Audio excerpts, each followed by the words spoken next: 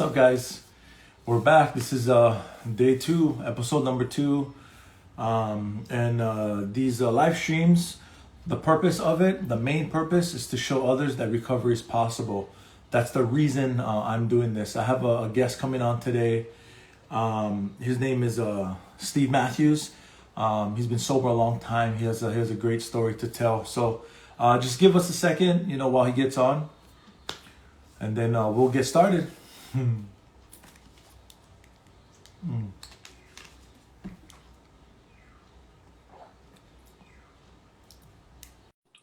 Okay, here he comes.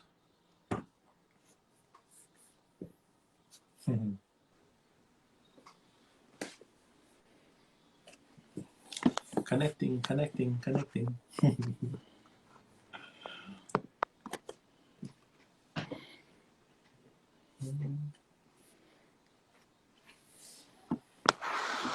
And as we're going through this, I'm gonna be doing this from now on. So if anybody, oh, there's my wife waving at me. If anybody has questions, like in the middle of these live shows, feel free to ask. I'm gonna post this regardless, so you guys can comment, ask questions there. Reach out, maybe a direct message if you want to be more anonymous, if anonymity is important to you. That's cool as well. That works. Yeah. However we can help, we'll help you. Something's going on.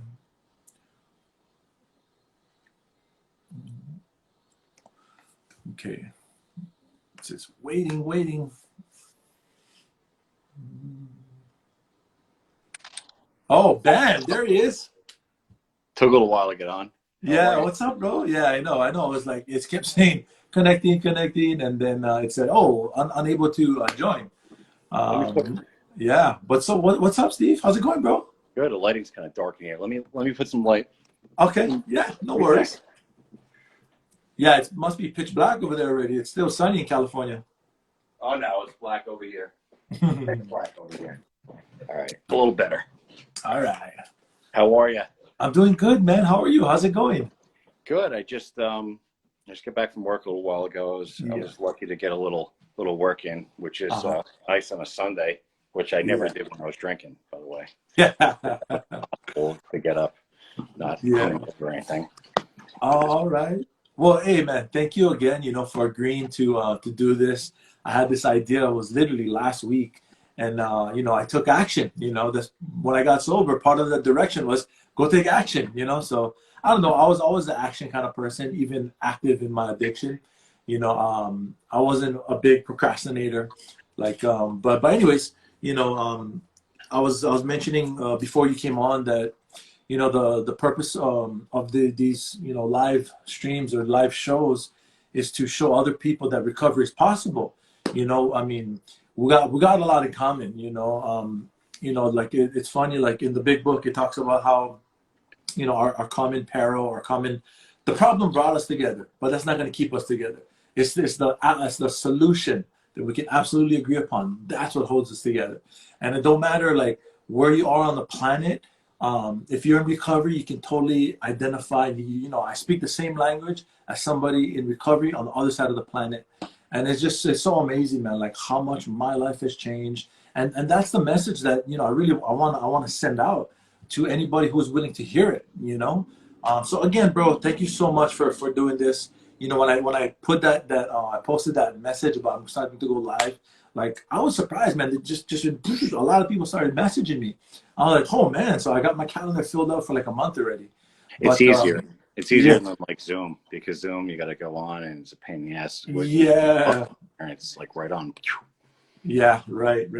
So, but anyways, bro, without further ado, I'm gonna give you the floor to share your story with everybody, man. I'm really looking forward to hearing it. All right. Ready? Here we go. My name is Steve Matthews, and I'm an alcoholic. I grew up in Wallington, which is in Bergen County, about 3 miles outside of Giant Stadium and about 10 miles outside of Manhattan, to give you an idea. I pretty much grew up in the suburbs of New York City. So that gave me, readily available good times, plenty of alcohol, drugs, you name it, a lifestyle that was conducive to an addictive personality. I probably had my first drink. I came from a normal household for the most part, middle class family. We grew up on the top of the hill, which Wallington was separated with. The lower part of Wallington was more of the immigrants from Poland, and the upper part of Wallington was more of German, Irish, Spanish, like more of a mix, Italian, some Polish, not much. Mostly people have been here for a few generations, like my family. So there was a distinct divide, but we all got together when we drank. That was one thing we all had in common. So I grew up in a pretty normal household. My father and my mother split when I was 12. However, there were some issues with my mother's and my father's, I guess mental, capacity for things. And I guess that's where I got it from. But I think the addiction mostly comes from my mother's side of the family. But getting back to the split, it wasn't like a traditional broken home, because my father was always, he was within 15, 20 minutes of me. And my mother and father always had a very, very good relationship. They didn't talk for a few years after they separated. However, my mother would drop me off at my father's on Fridays. And if need be, there was always a willingness to drop off and pick up. They at least didn't take it out on the kids, like we weren't used as pawns by any means. So it was nice in that we could rely on our parents to not try and take us away from the other one. And that would lead to no grudges or resentments from me and my brother as to how my parents dealt with us. So I knew why they split up. They couldn't get together, so there was none of that. The only thing it did was it took my father's eyes away from the household. So he was off living somewhere else. And my mother, she was a little naive, I think. So when I came home and I was a little off or out of sorts, she didn't really know. I was messed up. I started drinking. My first drunk that I can remember when I was 12 years old. And we went into the woods, drank a 6-pack, and that was fun until about the last beer, because that's when the alcohol in my stomach started digesting my system and started to hit my head. And I'm like, this became very uncomfortable right away, because I started, throwing up. And I didn't like that at all. I liked the feeling it gave me. However, I didn't like throwing up. So, down the line, I didn't really drink too much for a couple of years. I kind of started smoking a lot of pot, 14, 15 years old, probably.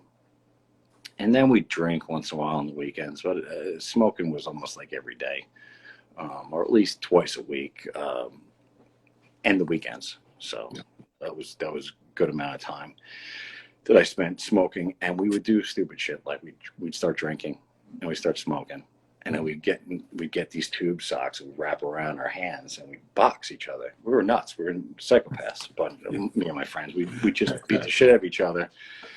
And then we started to find, the wonderful drug called cocaine. And that was my favorite for a long time.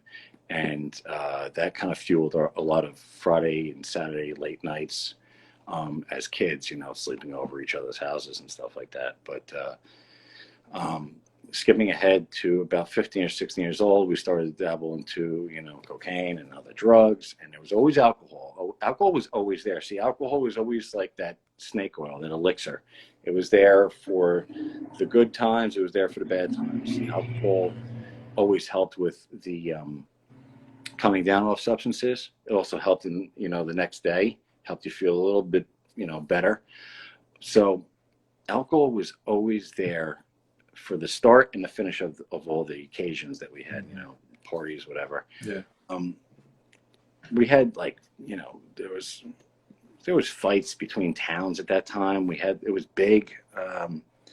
early 90s were big with the local towns around us would have like gang fights, and it was just stupid, and we got involved in one fight with the town next to us, and they got arrested with guns and stuff like that. They're coming over, and we're just like suburbs, but we're just like suburbs on the outskirts of the city, so we're kind of like tough, but not really.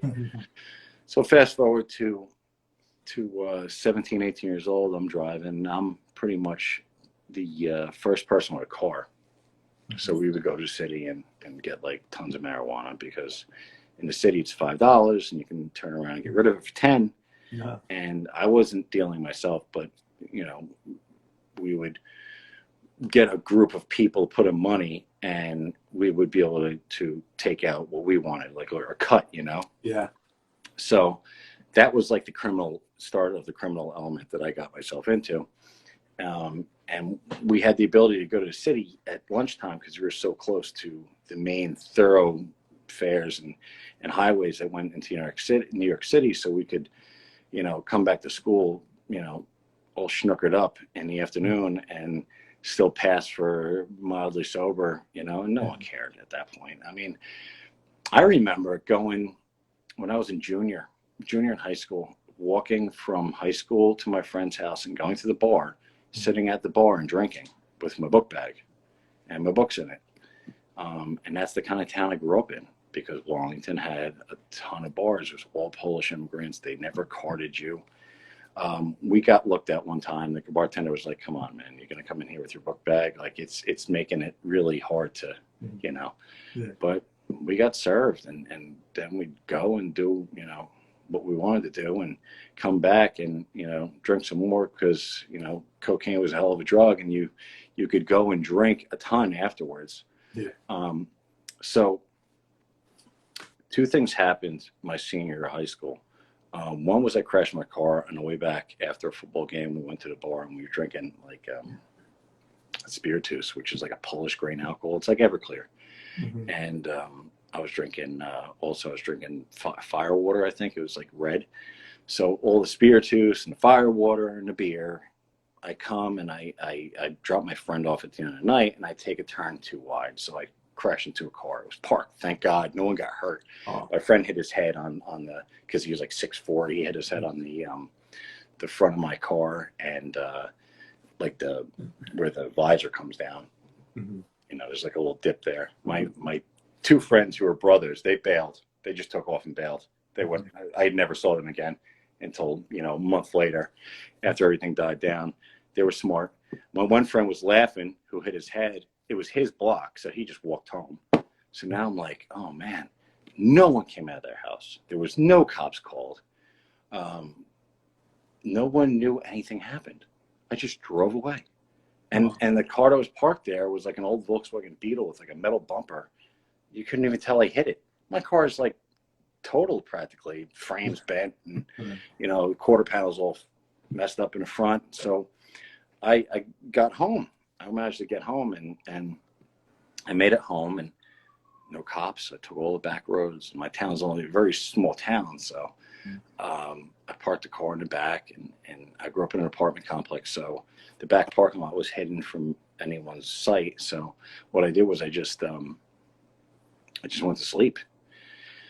Well, I couldn't sleep. The old helicopter was going. I was really, really pissed drunk, at 17 years old, 18 years old, whatever it was. I think it was 17, so it was in the fall of my senior year. And I turned 18 in the spring. So I went to sleep, and I woke up because I couldn't really focus on sleeping. It was like the spinning, and I went in the bathroom. I threw up all over the bathroom. My mother was not too happy about that. So she came in the room the next morning, and she was pretty upset. And she said, there's puke all over the bathroom. How could you do this? Blah, blah, blah. And I kind of alluded to the fact that, like, wait until you see what my car looks like, because my car is totaled and it's hidden in the back. And right away, it's like, well, did you get in trouble? Did something happen? And it became very clear that I was kind of given a pass for all that. As long as I didn't really get in trouble, and I didn't let it get a hold of me. That was the view of my parents, especially my father. He was kind of old school, And okay, so swept under the rug. I'm paying for my car to get fixed, which I did. It was like $1,500. The frame was bent and all this, other shit. And I got away with one there. But not too long after that, either it was right before or right after it, I had a couple run-ins at not with the law, but one was with the law and one was the car. So we start drinking one night and we're smoking normally. We go to my buddy's attic in his house, which is on the main road across from like a Krauser's, which is like a convenience store, like bodega, kind of sort of, and it's you can get whatever you want there, and cigarettes and whatever blunts if you want to smoke, and which we like to do. So we were smoking upstairs in the attic, and there was a laundromat next door, and my buddy's like, "Hey, I got a BB gun." And I'm like, "Oh, we're gonna have a lot of fun." So we crank the BB gun up, we start shooting shit, and then I get the bright idea to like shoot at people because I'm an asshole, and I shot at some guy, and I shot him in the back and in the ass a couple times, and he was. So the story was the cops got a call, and it was shots fired. They didn't know what it was, They didn't say what it was over the phone. So for all they know, it could have been 22 ricocheting off something, All I know is some guy's getting hit, Whether it pierced the skin is another story. So the cops came. I thought they're going to pull into the Krauser's because I thought it was getting robbed. So I was like, wow, we got a front row seat to the place getting robbed. Well, they turned into the house, and I was like, oh, shit. So I knew right away that something was up, and it was definitely our doing. So they came up. Now I'm 17 years old, and I took the hit for it. I went and I got myself some pretrial intervention, which is like almost like a probation, and off I'm running in the legal system, So I didn't get in trouble for a while, and that was fine. And a couple of years later, I graduated high school, and I got a job at the phone company, and things are going well, and I'm doing well. And then a buddy of mine who was my brother's 7 years older than me, so a buddy of mine who is like right in the middle. So he knew my brother, and he hung out with like my friends, and my friends were, depending on when they got lit. Was laid back from the next grade from advancing, like when you're in high school, if you don't do well, they hold you back. So they got held. A couple of my friends got held back, and they were of different ages. So I kind of hung out with older kids and younger kids. It was it wasn't like you just hung out with your grade. I had friends of all ages. So I wound up moving in with this kid, and it was like I was 19 to 20 years old, and my cocaine and alcoholism and drug addiction just friggin' took off. So before you know it, I'm doing massive quantities of cocaine. And of course, there's alcohol there to start off the night, because there's nothing better than ripping a big bunch of fatties on the table after you had a few beers, and then you got to come down at some point. So you can only start drinking heavily. And the next day I was just depressed, and I felt like crap. Now I was already kind of like on and off depression medication, seeing a psychiatrist at that point. So things weren't going well, and I put myself in rehab, and I think it was very smart because I was missing days at a time of work. 3 or 4 days I wouldn't even show up or call, and I'm just on benders, and it would what someone said right there, it would accelerate your drinking because you're upper downer, and then you meet in the middle. So if you're too high, you drink more, and if you drink more, then you got to get high again. And just like, and then money just out the window, So I put myself in rehab, and I cleaned up for a while. I was 20, 21 years old, and I think I was still 20 at the time. I wasn't even old enough to drink, and I'm in rehab, So I go to rehab, and it was good. I got my feet wet, but it wasn't enough. I just dried up a little bit, and I think I was sober for like 3 months. So I stayed sober, and I then went to back home with my parents, and 8, 9 months later, I'm drinking, smoking again, not doing coke because I'm smart, smart this time. I'm just gonna drink. So I'm right back in the saddle again, and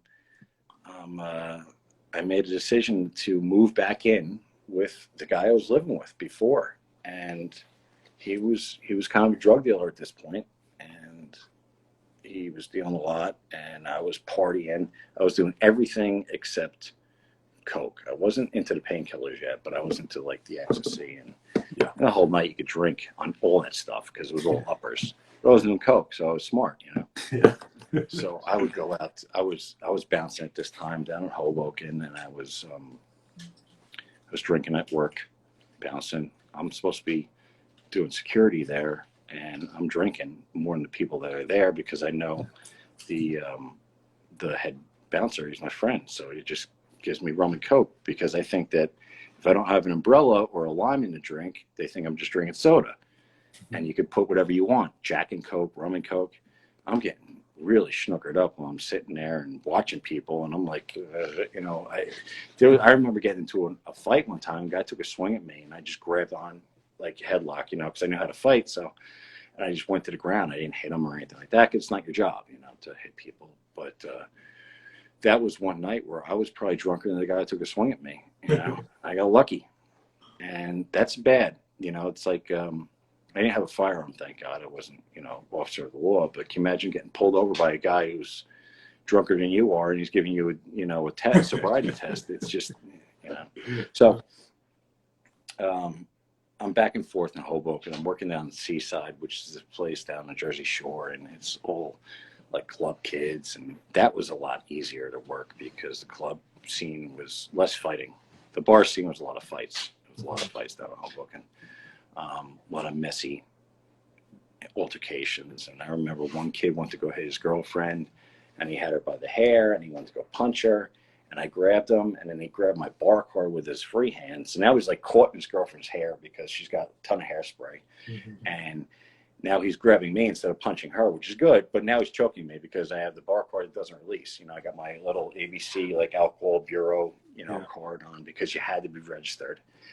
So I popped the guy a couple shots, and he finally lets go of her hair, which is the reason I was there, was to get him off his girlfriend, because you can't be hitting women, and you're doing it in a bar right in front of a bunch of people. Someone's going to do something. So I did something. So, people were like cheering me on because I gave the guy a couple shots. I got him to the ground, and then we got him up off the ground, and kind of used his head to open the safety pedal of the door, which I was glad, because it was just you can't be hitting women in front of me. That's one thing I get right off the bat, because I had a problem actually when I was 19. I was bouncing, and I was still living at home.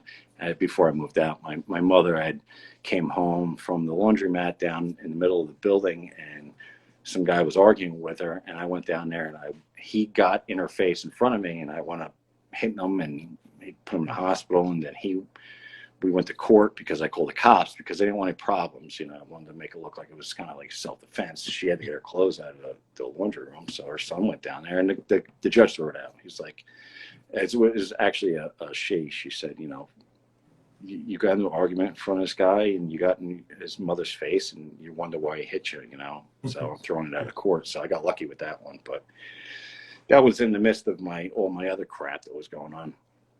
So here I am, fast forward back to where my story was. A couple of years later, I'm bouncing, and I'm living in a drug house, and I'm just a mess. I'm getting into fights, I'm getting in trouble, and we didn't know we were living down the block from the mayor of town, East Rutherford, and the Bergen County Drug Enforcement comes, and they raid the house.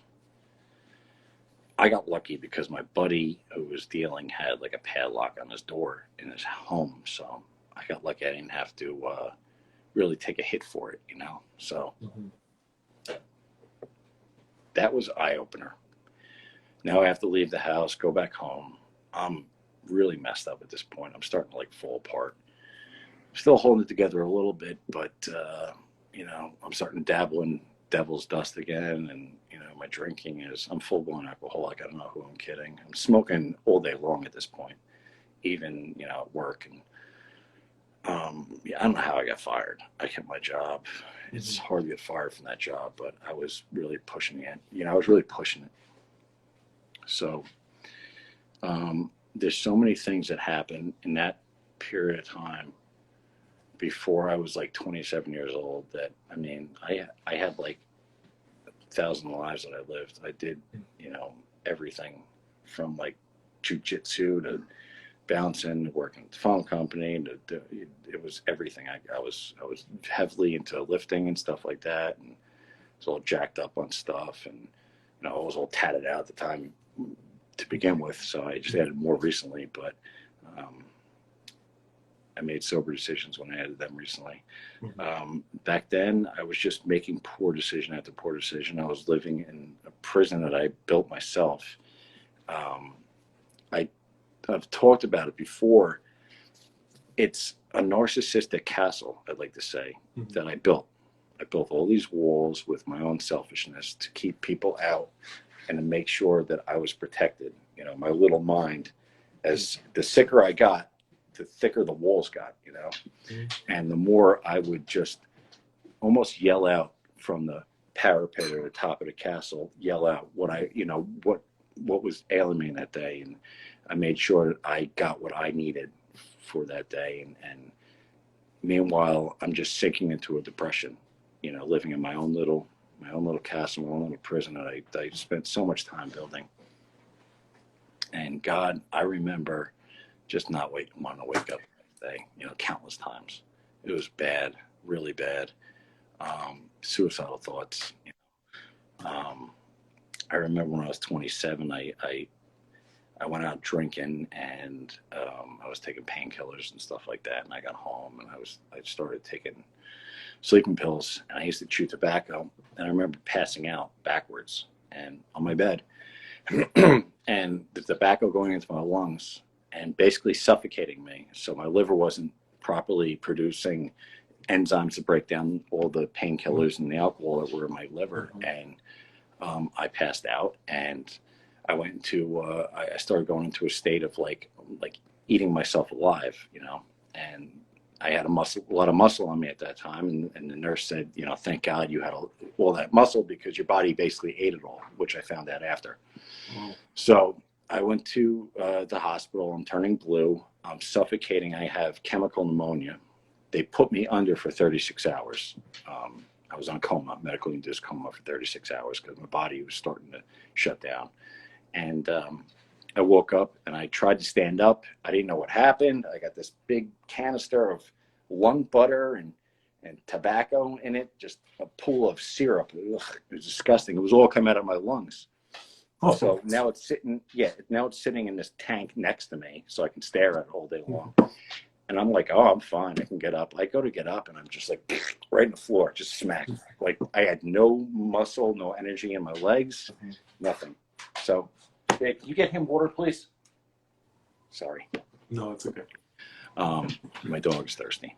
So I'm sitting there and in the hospital, and they're like, you're gonna have to go up to the nut ward, which is upstairs in Hackensack Hospital. And I go up there and I sign myself out right away. And I can hardly even like hold a pen, like shaking. I have no energy to even write. And I signed myself out right away because I knew they can only hold you for like 24 hours. See, I was really smart, I was a complete waste of a human being. I hated myself. I was an alcoholic, a drug addict, but I was smart enough to know the law. That's one thing I remember. The worse I got with my alcoholism, the more I thought I knew the law, like legally, what I could get away with and what I could do, because it was all about me, So I made sure that I would be able to get away with more shit, So I'm in the hospital. I get out, and my mother's like, "That's the only time your father ever cried," and it doesn't faze me at all, So I go for a couple more years. I remember the last 6 months was horrible. From 27 to 29 was the worst years of my life. And I always look at that 27 club of all those, rock stars, that there's something about 27. It's kind of like I felt like my life was already decided. It was over. Because by 25, I think that perhaps, this is just me guessing, this is just my opinion, that I think by 25 we have this internal clock that says you got to know what you're doing in life, and if you don't know what you're doing, you're fucked. You know, if you're not, excuse my language, but if you're not, you know, living, you're dying at that point. So that's what I thought. So by 27, I'm like, all right, I gave myself a 2-year cushion after 25. I don't know what I'm doing anymore. I'm working in a job that I never thought I was going to work in for this long. Neil, you know, didn't know at this point that by now I have a nice nest egg for retirement. You know, I have a nice 401k, I have a pension, I got 23 years in the company, and I'm fine. I can do whatever I want now. I retire when I'm 49. You know, I can't take anything out, but I didn't know that back then. You know, I had high hopes, all these high hopes, and I wasn't doing anything. You know, it's like I'm just watching the clock go by, and I think something's going to fall in my lap, and that's not how life works. You know, so I'm taking a beating, and it's the beating that I'm giving myself, which the worst beating you can take is the one you give yourself. You know, it's sometimes if you're in the stock market and you know, going through a recession, okay, you know, you're taking a beating, or if you get into a bad marriage and you get divorced, you're taking a beating. But it's like, this is all me. I'm just beating myself up. Yeah. And it's the worst because I think I know what I'm doing and I don't, you know, and God forbid I ever look in the mirror and say, like, what the fuck are you doing? You're driving yourself into the ground. You're not like living a peaceful life, and you're just living moment to moment. And I'm not living moment to moment the way I am now, where it's like I can center myself and pray, or I can meditate, or I can call someone, or I can go online and read something, a quote about how things will get better. You know, it's not like that. It's like, what can I do to get better? And when I mean get better, I mean like, you know, so at this point I started to use painkillers, which is like heroin. So, you know, if I want to get better, I'm going to get myself as, you know, zooted as I can. And it's, you know, better than doing blow, because that's what I think anyway, because I get into like this crackhead mode. So, and then there's always the alcohol, you know. So what's better to come off a hangover? Pop a couple painkillers. What's the best thing to come off painkillers? Drink a whole bunch of beers, you know, or drink whatever you got in your house. So at the end, here I am taking off time from work. I'm 28 years old. Taking off time from work. I go on stress leave, and I drink a bottle of rum every day. Every single day, I'm drinking a bottle of Captain Morgan. And I think you know, I'm like the captain with my leg up, and you know, it's just I'm living in a world where things are not going good, and I'm looking at these you know, these beers that at the time I guess were like craft beers, and I'm doing drugs, and I think I'm like just got things figured out, and I know deep in my mind I'm messed up, you know, and I hate myself, so I can't look in the mirror. So some, you know, some crap happens, I go back in the hospitals, then I get out, I try to get sober. So this time actually it was starting to stick. So before Christmas I start to get back into the rooms of AA, and I'm starting to, you know, that's my program of recovery, and then I start going to meetings, and I get myself a sponsor, and things are going okay. And then in January I go out again, and I start drinking to the point where I really black out a lot. And I remember in March was when I went out with someone on a date, and it was in the city. I was drinking like vodka, like mojitos or whatever. It's like vodka and sugar, which is like horrible for you. Meanwhile, last time I had that much vodka, I thought I was going to have a heart attack, and I got out on the West Side Highway, and I sat in the divider at 3 a.m. You know, and people looking at me, and I'm like, "What? You don't do this when you feel like you're going to have a heart attack, and you're in a car full of people that are all, you know, all just got out of a nightclub after drinking champagne and popping 12 hits of ecstasy and whatever else I could snort up my nose." And I think it's totally normal. Well, for my life, it was. So. I go to a strip club afterwards, because it's Sunday night and you just drank a bunch of vodka. So you go to a strip club by your house, and this was the dumbest thing I've ever done. I went and played chicken with a car after I got out of strip club, because I was just mad at the world at this point, because I hate myself. So I'm starting to turn into that angry person that whenever they get messed up, they start to become like angry towards everything but themselves, you know, because I had plenty of anger left, you know. So I played chicken with a car, and it was a cop. So the cop turns around, puts the lights on, and I go to jail for DUI. My parents come. I get into a fight with them. and I step out of the car, and my father's in one lane, my mother's in this lane, and I'm on the sidewalk, and I'm like, you know what? I'm arguing with my mother. My dad will give me a ride home because he's nicer than my mother. I go to step off the curb. My mother runs my foot over. This is lay down. This is right after I get out of jail. It's like 2 blocks from the police station. Now the cops come that just arrested me with the ambulance. My toe's broken. I go to the hospital. You know, I'm trying to make this, because it's a big story, but getting to the point, they give me painkillers. I'm like, great, bottle of Percocets, like the whole script. And once they're like, here you go. I'm like, I'm drunk and I just got out of jail and I got my foot run over. So I walk home. My parents are like, what are you doing here? I'm in like hospital garb, and I just walked out of hospital. I didn't pay anything, no, didn't even get my insurance information. So that was bad. Within a month, I got sober. Mm-hmm. So I went and I got all banged up one night, and this is where I actually tried, to off myself, because I thought life wasn't worth living. So I was so drunk, and I was so messed up on stuff, coke and painkillers, and I took Ambiens, which are god awful, and I slit my wrist.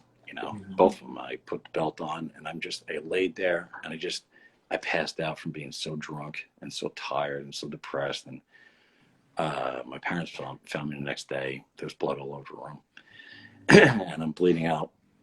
And but it had stopped, and it started to seal up. So now I'm still alive, and I'm like, I can't believe I'm still alive. I feel like crap. I'm still alive. I tried to kill myself. I've taken everything under the sun. So then I go, and it was April 13th. I go into the nut ward, and that was it.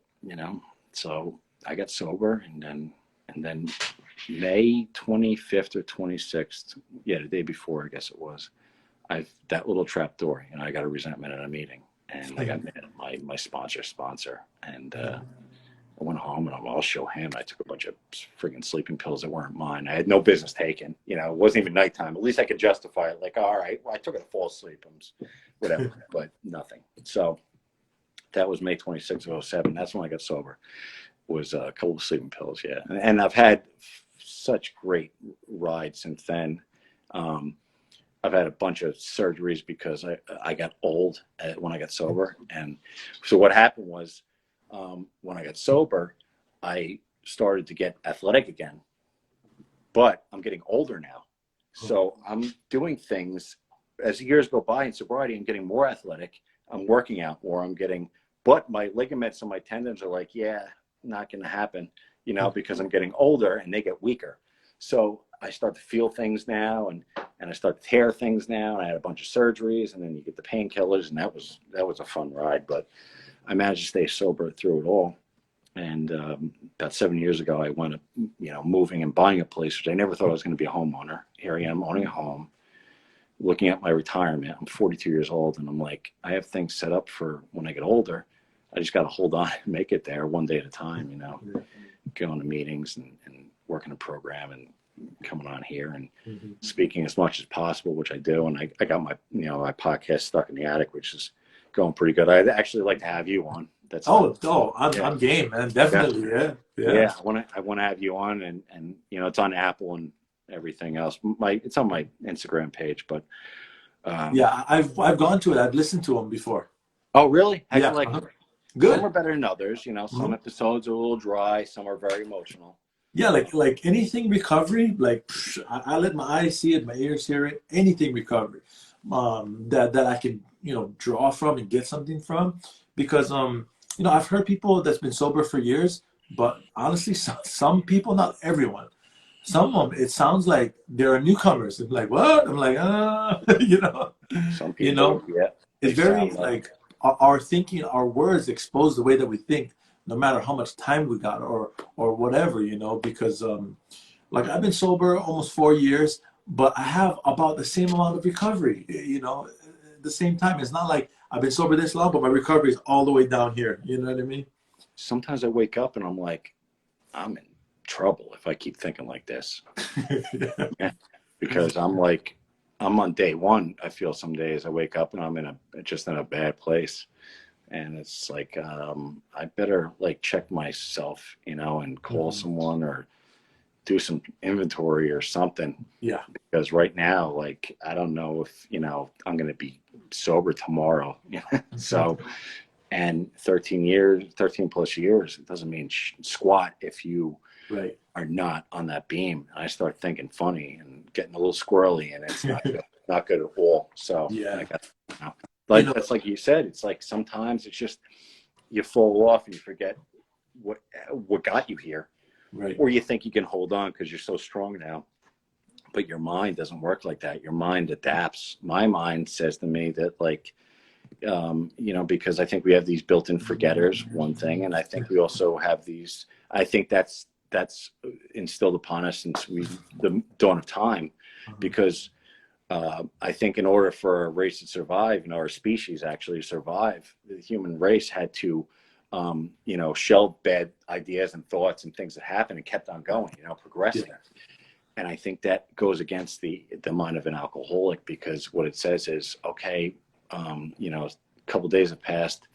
That blackout I had wasn't too bad. You start to like not look at it the same anymore. And I could see that with my people I work with and some of my friends. And that's the hardest, because I lost one of them that I was working with a couple of years ago of heroin. They call you and everything's good, and they want to get in and they want to get sober. And I'm like so happy. It's especially my friend, it's personal for me. And I know I can't sponsor them, but I can like lead the way, and then all of a sudden you stop hearing from them, and they go out and you realize, yeah, well, when you called me, you were probably coming down off something, or it was the next day and you were in your right mind then. But a couple of days have passed and you've got your, courage back up, and you have that built-in forgetter and that survival mode kicks in, that things are okay, just keep pushing forward. Right. Until the next time, and it's horrible when that happens, because I felt like that when me too. Sober. And I always had this thing. Like some of the guys I sponsor, or like potential sponsees, I guess, like, I always tell them, or even when I share, I'm talking to somebody, I'm speaking somewhere, I always, say that, like when you're coming down, you're kind of in your right mind, like you want help, you're reaching out and everything, but sooner or later you're gonna start to feel better, and like, so the point I make is, like, we cannot really be led by our emotions, like on how we feel at the moment, like, okay, now I want to make I want to do this, I want to do that, and another thing, like when guys ask me to sponsor them, or I approach them and ask them if they need a sponsor, I tell them a little bit about myself if they've never already heard me in a meeting, so they can kind of try to identify with me.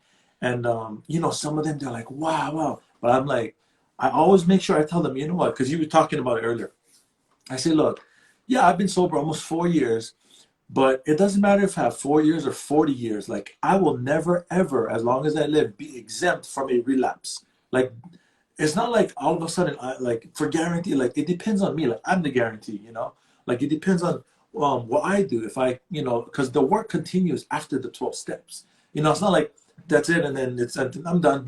I'm cured of this. I'll never. That's like saying, yeah, I'm cured of being a human being and having all these character defects, kind of thing. Yeah. But that was a really good point, man. I could really relate to you what you were just talking about. It's like, if you don't use it outside, then it's pretty worthless. It's just like you go to church. If you go to church on Sunday and you sin for 6 days, what's the point? So you went to a meeting. Okay, did you? And you work the steps. Do you utilize them in your life? Do you apologize when you're wrong? Right. Promptly admit it. Okay. Sometimes it depends on the person. Some promptly could be 2 days. Promptly could be turn around right away and say, I was wrong, I'm sorry. But recognizing it. Some people don't do that anymore. They just say, all right, well, I don't drink, so it must be good. You're right. That only lasts for so long. Yeah. Because in the book, what I learned is that it's just a symptom of the problem. Anyways, I'm the real problem. It's the way that I think. But is it okay if I ask you a few questions while we were kind of winding down? Okay. So now you were just mentioning it, talking about meetings. So like when COVID happened and everything shut down, I mean, including 12-step meetings. So what do you do for that, for meetings? Right now, Zoom. Some of the meetings in my area are outdoors, Mm-hmm. and they're kind of hybrids. I spoke at a couple meetings that were hybrids that were maybe a couple people with their masks on, and then I'd sit there and I'm online and just like now, but with a bunch of people on a Zoom meeting. Okay. So I'm speaking to a couple people in a room, or one time it was a couple people outside underneath like a pavilion, and then online there's 20, 30 people, however many people. So I'm grateful enough to have that where I can go and speak, because I have a lot of people that know I like to speak as much as possible. I'll speak every day if I could, Yeah. because it helps me tremendously to hear my story, Yeah. and a lot of that has to do with thinking about ending your life is a huge step. Trying to do something about it is even bigger. So that's like a constant reminder, especially when I tell people. That's like I used to get all choked up and like not know if I wanted to say it and be real embarrassed, but I'm not embarrassed by it anymore. It's part of my story. It happened. It's not going to happen today anyway. God willing, it won't happen again where I even think about doing it, but it's part of my story. And if I go and I put that on the shelf and I don't tell people, then maybe someone might say, well, maybe it wasn't that bad. You always got to try and relate to people. Right. This is a program of honesty. If I'm going to be honest, I got to be, I got to say like, yeah, I wanted to kill myself and I tried to, Yeah. But doing that and saying it freely reminds me of what I'm doing on earth and my purpose, Right. That's what I want to do. I want to be honest with people and tell them, I messed up bad, and now I get the chance to speak to people. And some people, it's great when people come up and they're like, I actually identify with you. You hit the nail on the head. Like I did the same thing. I drove home drunk countless times. I did copious amounts of, whatever drug that I mentioned. I drank myself and I didn't want to wake up in the morning. I didn't want to get out of bed. And a lot of people feel like that. And it's just not like that. I don't want to get out of bed and go to work today. I'm just, no, this is like, I don't want to live anymore. So, it's hard to admit that you laid down at night, you put your head down on a pillow at night, and you didn't want to wake up in the morning. And when you got up in the morning, you were mad at God for waking you up. That's a sick mind. That's not normal. Yes. And that's not a good way to live, because that's not living, Yeah. That's dying slowly and painfully. The worst thing that ever happened to me, I did myself. And that was putting myself in that position, because I did it, Yeah, alcohol is addictive and drugs are addictive. But if you don't pick them up in the first place, or, you don't have an addictive personality, I know people that can party and don't do it for like a year. I'm like, how do you do that? How do you do that? Like, I can never, I can never hold things till the next day. Even booze, everything's gone. Tomorrow's another day. I'll buy more shit.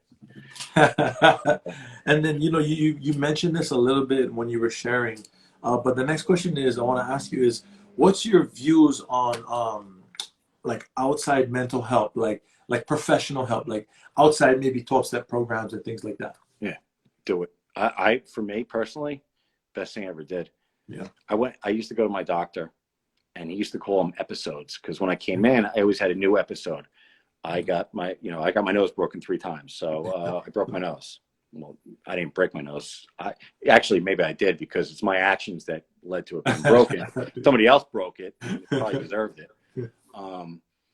But he told me one time, he's like, this is he doesn't take insurance, he takes cash, and he's like, I can't help you anymore. I can't do anything for you. You have to go to AA. There's not enough medicine in the world, and whatever I say to you doesn't work.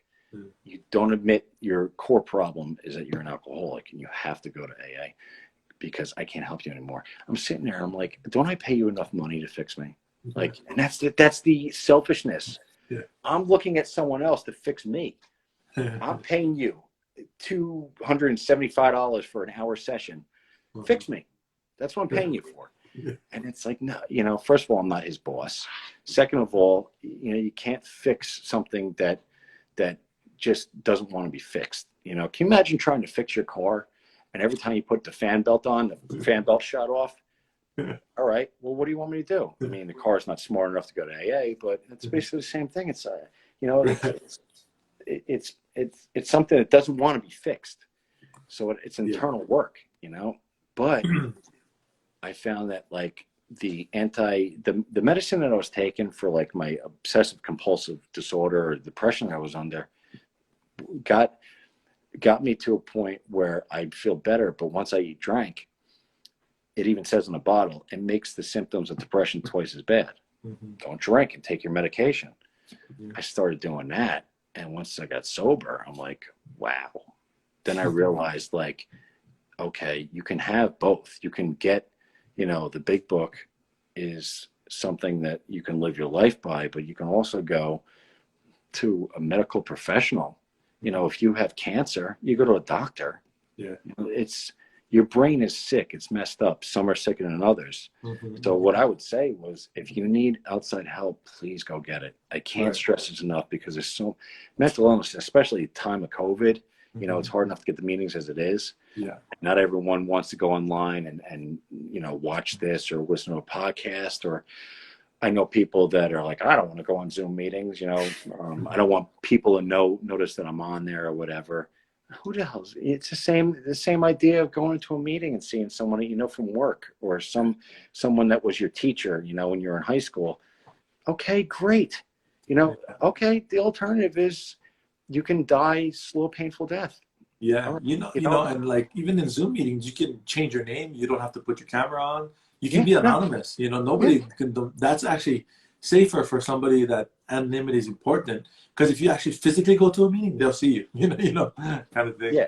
And I know people who got on the Zoom meetings and have gotten sober. And I'm like, and I'm sitting there and I'm like, all these many glorious 24 hours that I've been sober, 13 plus years, don't mean squat, because I'm looking at these people get sober during this shit that's going on. And I'm like, I want to reach out and say, how do you do it? How do you have a week with the crap that's going on in the world today? I have hard enough time keeping it 24 hours, and you've got a week and you're happy. And I'm like, how do you do that? How do you function in today's society? If I didn't have sobriety coming in the door with this pandemic, I think I'd be dead by now, probably, from more than one substance or whatever. I probably would have gotten COVID. I don't even, you know, I think my internal organs are so, what do they call it, petrified, that I probably don't even get sick anymore. Yeah, yeah. And then for you, what is the hardest part about getting sober? For me, it was definitely letting go of my old life, because when I got sober, I was comfortable in feeling like crap.